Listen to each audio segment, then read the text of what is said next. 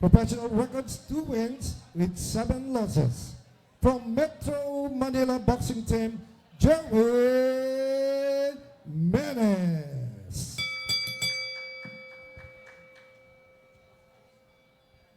His opponent across the ring fighting out of the red corner, wearing white with black, also weighing 111 pounds, with a professional records of 3 wins with 2 losses. From the Lodi Fight Team, Parañaque City, ladies and gentlemen, Rudy Britannico.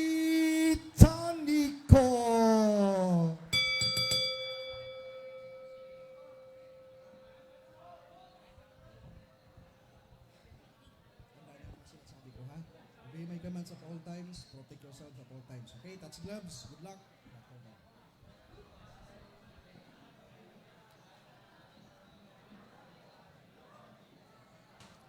Alright, so medyo napaaga tayo guys kasi meron pa tayong isang bout from yung morning session natin. Ano? So technically, this is the 11th bout, Britannico versus Meneses. 6 rounds ito for 112 pounds yung kanilang paglalabanan. Rudy Britannico sporting a record of 3-2 with 0 KO against Jerwin Meneses with 2-7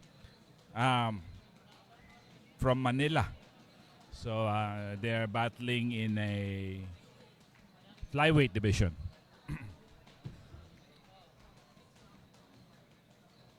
We are now back on the afternoon session, but technically this is the last fight on the morning session. Umaga. Nagkaroon tayo ng gap para kumain and have lunch yung mga officials natin for this festivities. Okay, yung Britannico, yung nakaputi, yung nakapula, yung Meneses. Meneses. Yung may glitters. Oh. Madami-dami yung pinakawalan ni ano doon, Britannico sa katawan.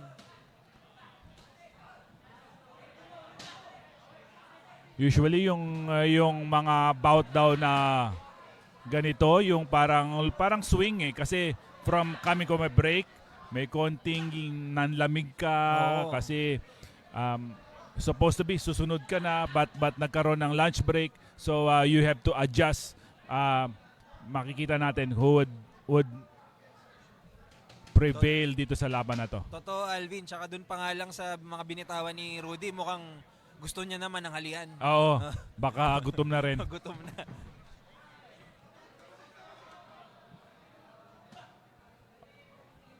Referee Elmer Costillas caution Britannico to listen to them kasi parang may, Instructions, ano?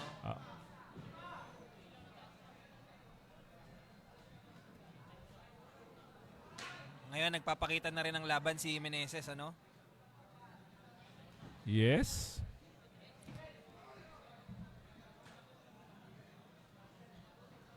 So parang pa-bonus to dun sa mga kumakain pa lamang na nag-expect na 1 o'clock yung start.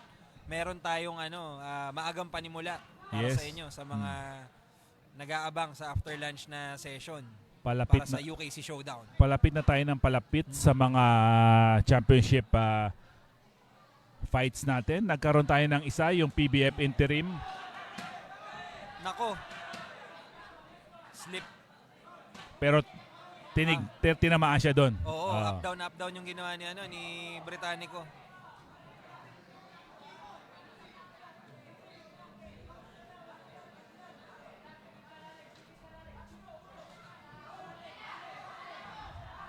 Tuloy pa rin yung attack ni Britannico.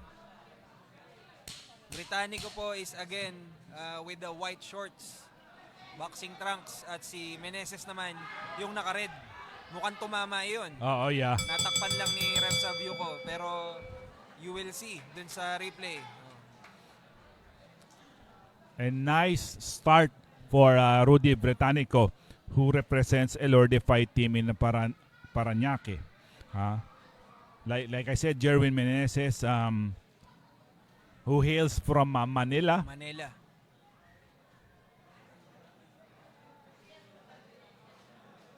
Six-round affair pala tong Yung schedule for Britannico and Meneses. yeah. Right now, our boxers are receiving instructions sa kanilang mga corner. Let's see kung paano ito makaka-apekto sa kanilang magiging atake sa round 2.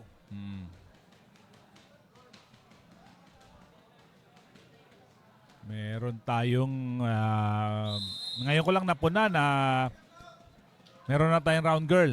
Oo. Oh. Parang nag-start yan kay ano no? Kay Bugas. Okay, Ah, nilalayo ko Pamela. sarili ko diyan eh. Heading to round number 2. 2 of the 6 rounds scheduled for this fight. Britannico, Meneses. Medyo nadadala lang si Meneses nung nung pagka nagkaka-scaffold silang dalawa. I wonder how would referee Costillas would warn Meneses kung ganun lagi. He ducking a little bit too low. Oo. I'm speaking about Jerwin Meneses. Si Rudy being mindful of the distance. Ayan, kita nyo. Hindi siya nagpapabaya sa distansya right now. Let's see kung ma-maintain niya yan. Kasi si Meneses medyo nag-uumpisa na rin eh. Sumusubok na rin siya nung kanyang gusto siguro i-impose na strategy sa laban na Yes, to. of course. Again, we have 22 bouts. Nasa 11 bouts 11 pa lang, 11. kalahati pa lang. Oo. So, more or less, ang tansya ko, the main event will probably around 7 o'clock. Mga ganon. Oo, mga ganon. Depende. Unless May mga mangyari yung mga nangyari Baksakan. katulad kanina. Baksakan, no? Baksakan, no? Oh, so, pero technically, probably the co-main event will be around 5 o'clock, 6 o'clock, 5:30 like that. But the main event will probably around 7 prime time. Pag napaaga tayo, sobrang aga na nung 4 to 5. Pero maximum nito, yung tama ka, Alvin, mga 7. Kung lahat ay according to schedule. Oh, yeah. Tinatry ikat ni Rudy.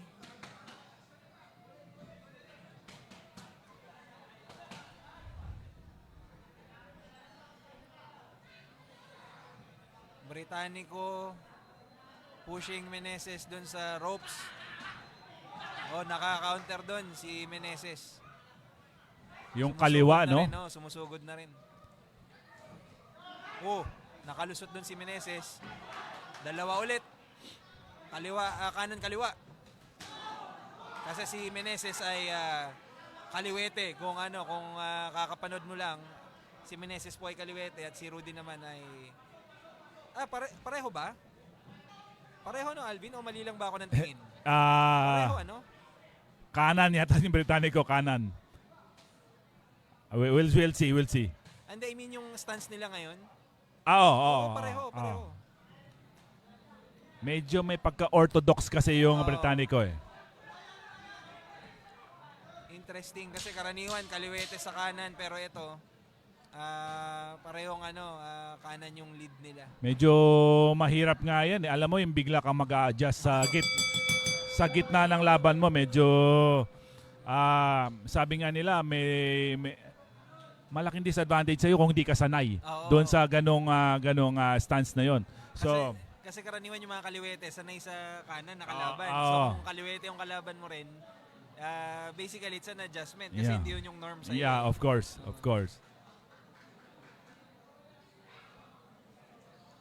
Heading to round number 3. There's some glimpse of hope for Jerwin Meneses as he connected several good Oo. punches doon sa round number 2 pero bumawi naman yung Britannico doon sa later part ng round number 2 as we head to round number 3. Yan, makikita natin ngayon guys. Kung ano ang i-deliver ni Britannico and Meneses dito sa round 3. Again, scheduled dito for 6 rounds. So yeah. nasa kalahati pa lang tayo. Oh. Malayo-layo pa para magbigay tayo ng opinion kung saan mapupunta ito. JP, you could sense na parang nakuha na ni Meneses yung rhythm niya. Oo. Yun yung wala yung round number 1 eh. Yes. Oo. Body language pa lang, makikita mo Oo. mas may rhythm siya. Oo. Yung mata niya, yung presensya is Oo, there. oo. Also, hindi lang yung body language yan, yung mata niya, no? is also connecting. Yes. Yun naman yun eh. Yun yung pinag-uusapan natin in terms of the offense. Tingnan natin kung ma-maintain niya ngayon dito sa round 3. Na-timingan siya doon ni Rudy. Pero bumalik si Meneses. Kaliwete pala si Kaliwete, Britannico. oo. Pero ang orthodox, sumabay ng kaliwa si ano? Kaliwete rin ba si ano? Si Meneses? Nagpapalit-palit eh. Alam ko, Si Meneses kanan siya kanina eh. nagpapalit, Oo, nagpapalit oo. siya. Kaya kanina, inakala natin na Kaliwete to versus Kaliwete. Right now, ganun na naman ang ginagawa ni Meneses. Minimirror niya yung stance ni Britannico. So maybe this is part of his game plan. Probably. There's a Kasi probability. siniswitch niya eh. He's trying to confuse Britannica with his stance. Ngayon, si Britannico try to overpower Meneses and try to neglect the changing of stand Yes. of Meneses.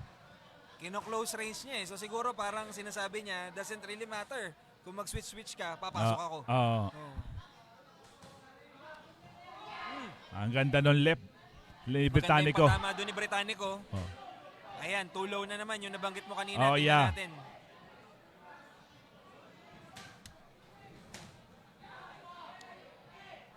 Panay lang po ang patama ni Britannico. But Right now, engaged na naman sila.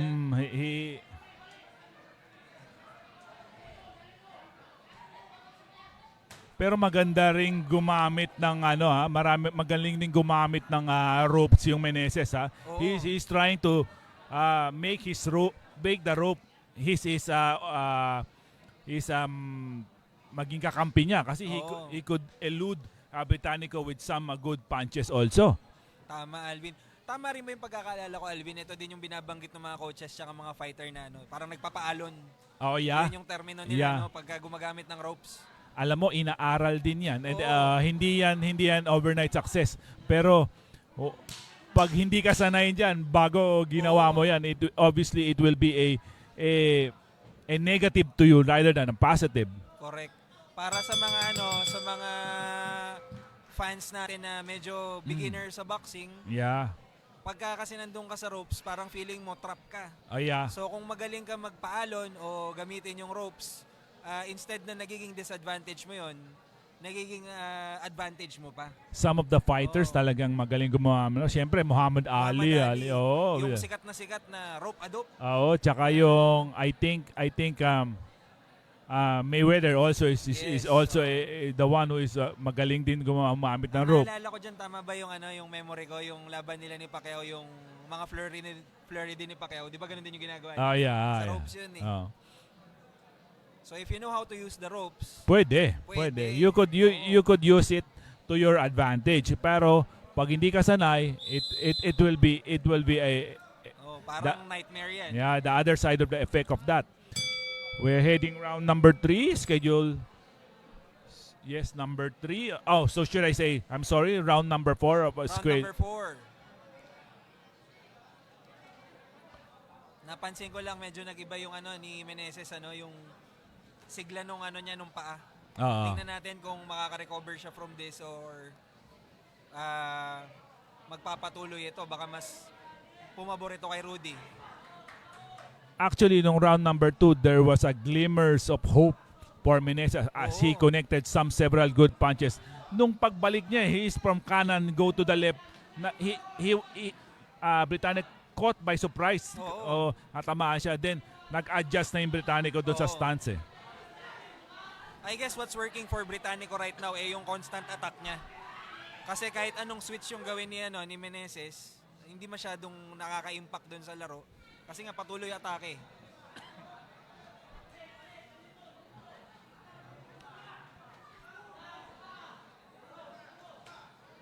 Tumama doon yung kanan ni Britannico habang naka-clinch. I don't like the glare of the eyes of Meneses. You know, it seems that parang he's just hanging on there. Oo.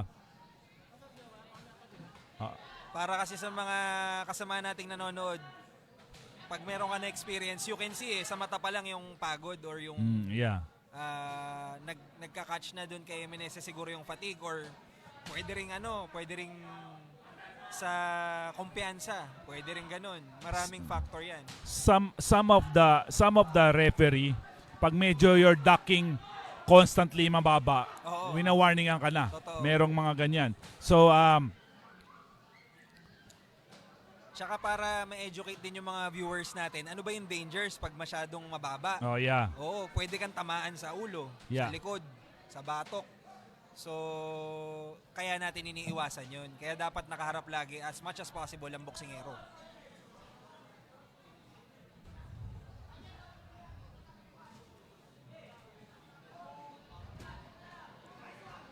Nakapasok dun si Meneses, Yes. dalawa sa katawan, dalawa ulit.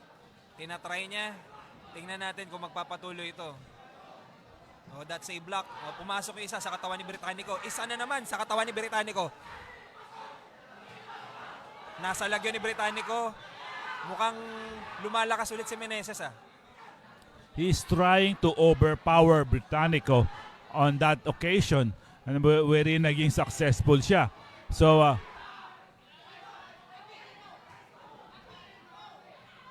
Oh. Sumabla yung kanan doon ni Meneses. nakikita mo, JP, that talagang binubuhos na ni Britannico eh. Oo. But ayun yung counter nung, should I say, nung Meneses eh. Pero yung Britannico,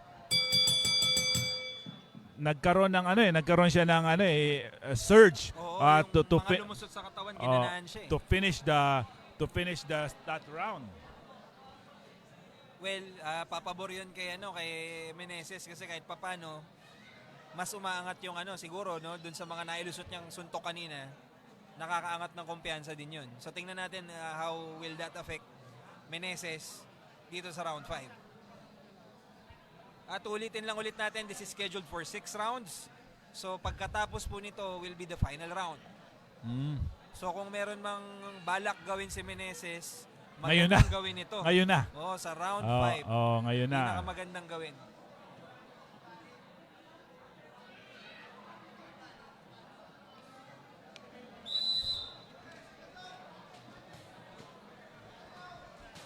Round number 5. Round 5, we're about to begin. Like I always say, ako lagi sinasabi ko, I think Meneses needed this 2 round convincingly. In my own opinion, kailangan he must the one who's pressing dito sa 5 and 6.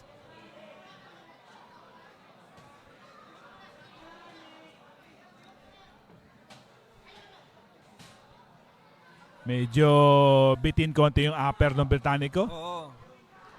The intention is good but a little bit short. Medyo mabagal yung deliver niya nun. Ayun, nakita ko last warning. So,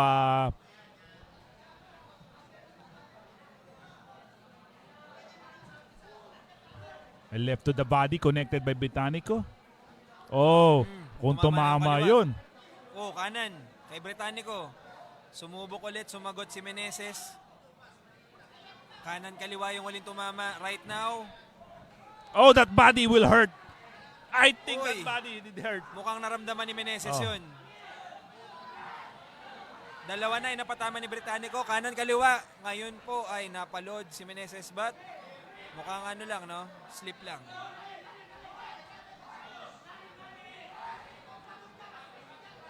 Tuloy-tuloy lang si Britannico sa pag-stalk kay Meneses.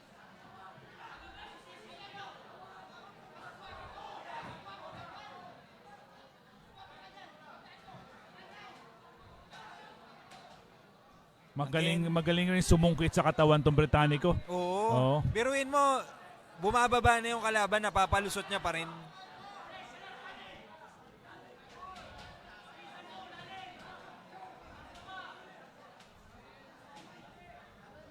Oh, maganda yung iwas doon ni Britannico. Ang ganda rin ng counter ng Meneses, no? Oo. A uppercut by Britannico was not successful pero nakabalik yung Meneses ng 1-2 combination. Sumusubok pa rin, no, si Meneses.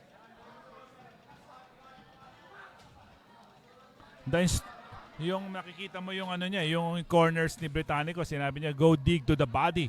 Pasukin mo, and then you hit to the body. Tsaka kung nanonood kayo ngayon, if you can observe yung ano, yung markado yung face ngayon ni Meneses. Kaliwa kanan sa ilalim ng mata. Yeah.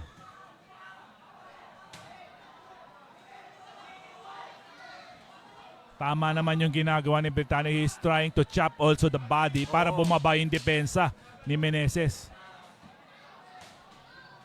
Tinatrabaho niya talaga yung katawan ngayon. Wow. What a great action by the two fighters. This event is given to us by UKC Promotion, headed by Mamugukoy Olorde in partnership with the RCT Hong Kong Promotion. Of course, this broadcast will not be possible without Elorde TV, headed by our boss, Sir Marty Elorde.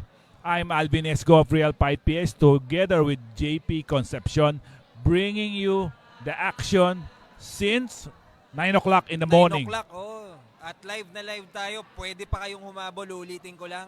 Dito sa Flash Grand Ballroom sa Elorde Sports Center, Parañaque City, 1-6, last round. Philippines. Ito na po yung last round ng Britannico versus Meneses. Yes. Tingnan natin.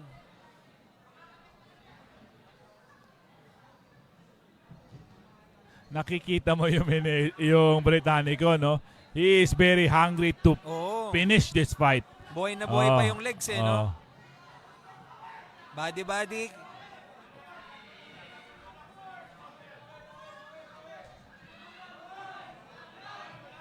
Tsaka si Rudy Oh, Tanoy. wow! That Ilan one, yung dalawa? Tatlo? tatlo. Oo, kung di nyo nakita, tumama po si Rudy Britannico. Nagpatama siya kay Meneses No more. sa mukha. No The more. crowd is Sinabi waiting. na ng corner.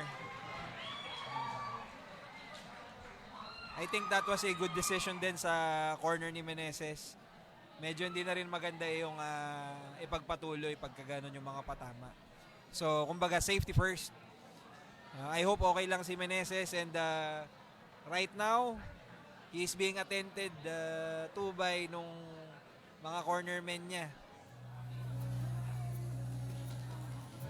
While Britannico is mukhang okay na okay yung kondisyon niya, guys, kasi right now, bukod dun sa ano din, sa energy ng pagkapanalo or nung nangyari,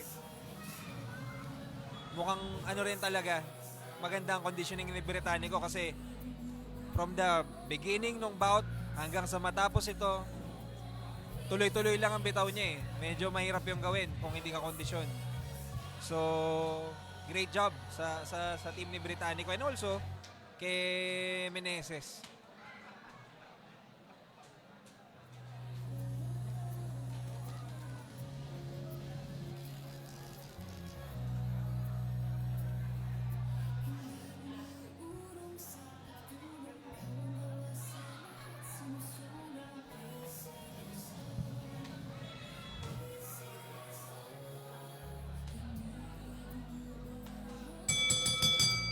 Ladies and gentlemen, your official time, 45 seconds of round number 6. We have a winner by knockout, Rudy Britannico.